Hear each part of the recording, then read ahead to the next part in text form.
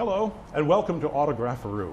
My name is Bill Thompson. I'll be your host today. We're coming to you today from New York instead of our usual venue in Washington, D.C. And I'm very pleased to be able to introduce you today to renowned author James Bradley, the author of the now classic Flags of Our Fathers, Flyboys, and most recently, the book we'll be talking about today, Imperial Cruise. But first, let me tell you a little bit about how Autographaroo works. During our live webcast right now, you'll be able to purchase a copy of James Bradley's book, Imperial Cruise. He'll sign it for you right here, even personalize it for you if you'd like. You have the chance to join the dialogue at that point by asking James a question through a chat window that you'll see on your screen. Now, net proceeds from the sales of James Bradley's book through Autographaroo will benefit literacy partners, and we'll have more on that coming up in just a few minutes. James Bradley was born in Wisconsin, surrounded, as he says, by a loving family of 10. His father, John Bradley, had helped raise an American flag on Iwo Jima.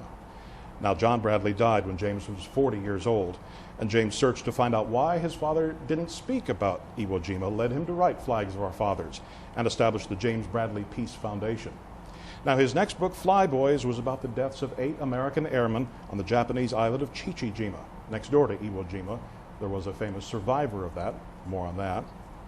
Now James Bradley writes about events in the early days of the 20th century, which he says led directly to World War II.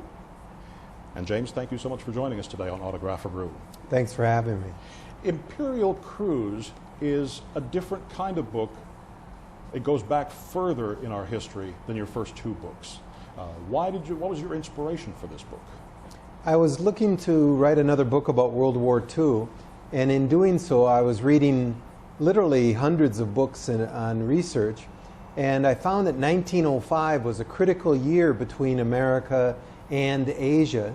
And then I looked deeper into 1905 and I saw that Theodore Roosevelt dispatched the largest diplomatic delegation to Asia in U.S. history in the summer of 1905.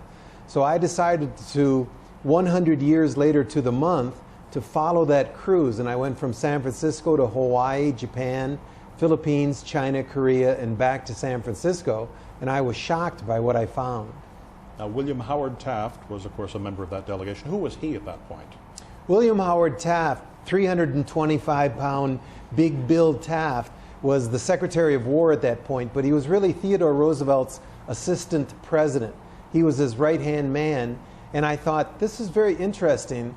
The number 2 guy in the government goes out to Asia for 2 months. Something must have happened. Now, of course, in 1905, CNN wasn't along. There was no Newsweek, Washington Post camera crew along the way. They were able, obviously, to keep this mission a secret.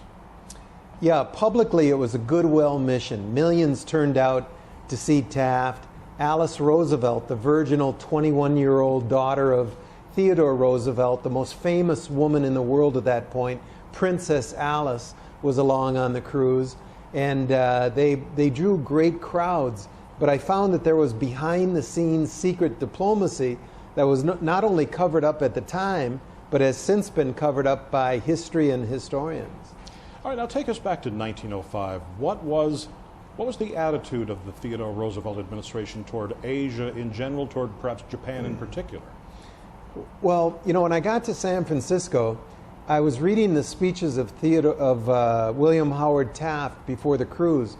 And just as now Afghanistan is a hot button for foreign policy in the United States, our taking of the Philippines, we had invaded there 7 years earlier, and we were spending tremendous amounts of money and losing boys every day in battle in the Philippines. And he was asked about it, and Taft told his audience, public audience, he said, well, the Filipinos cannot have independence because they don't have the thousands of years of experience in democracy that we do. And I read this and I thought, wow, William Howard Taft is talking to the American public about ancient Greece and Rome, thousands of years. And then I looked at Theodore Roosevelt's presidential addresses on the subject of why the Philippines couldn't be independent, and he said the same thing. He said, it's simple, the Filipinos do not have the thousands of years of experience in democracy that we do. It didn't make any sense to me until I went back to Harvard, where Roosevelt went to school. I went back to Columbia, where he studied law, and I went back to Yale, where William Howard Taft went to school, and I learned that this was racial theory. thousands of years ago, the Aryan had arisen in the Caucasus. That's why guys that look like me are called Caucasians. And the Aryan was a superior tribe. They went to Germany, what would become Germany, and became the Teuton, and they cooked this thing called democracy. And then they went across the English Isle and became the Anglo-Saxon, and then they jumped over the Atlantic and became the best evolutionary product in history, which was the American Anglo-Saxon. So what these guys were talking about was an American foreign policy based on racial theory that you had to know to get out of Johns Hopkins or Harvard or Yale or Columbia or any of the great universities of the United States.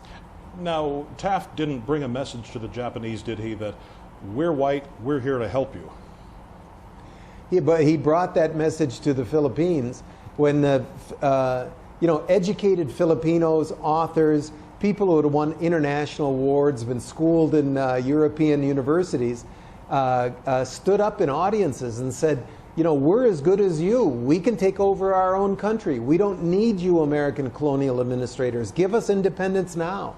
And Taft just dismissed them. He said, you will not get your independence till you're ready for it, which will not be in this generation. No, maybe not even next generation or another one. Because the Filipinos had not gone through the thousands of years of getting that democracy cooked into their veins like the Anglo-Saxon had. Now, when we speak of the Japanese government, what kind of seeds did this meeting plant that, as we follow through the progression in the Imperial cruise, led to the events that eventually led to World War II? I was shocked when I found out what went on this cruise. In public, the American public was looking at pictures of this mission in Japan, and they saw Alice Roosevelt with fat sumo wrestlers and kimono women, but behind the scenes, Taft was meeting with the Prime Minister of Japan, and he made a secret treaty that President Roosevelt approved secretly. Now, this is unconstitutional for a president to do a treaty without Senate approval. And this secret treaty gave Korea to the Japanese military. Why is that important? Japan's an island country. For Japan to get onto the Asian continent, they first had to get Korea. In other words, the problem that Franklin Delano Roosevelt later confronted out in the Pacific in World War II was Japanese expansionism into Asia. That expansionism was greenlit, approved, anointed, and cheerleaded by President Theodore Roosevelt in the summer of 1905, an inconvenient fact that our historians apparently don't want us to know. I'm led then to ask, many historians have written about this time period, historians have written about this particular treaty. What did you find that was new for your book? Just about every page in the book. National broadcasters like Don Imus, the Imus in the Morning Show, have challenged historians to come forward and say, how come Bradley's bringing this stuff out 100 years later and we don't know about it? No one's answered. The New York Times wrote 2 articles saying that Bradley is bringing out facts that other historians are intentionally ignoring, and there's been no answer to those challenges. So these are inconvenient facts that maybe put a heroic Theodore Roosevelt in a light that many historians prefer that he not be bathed in.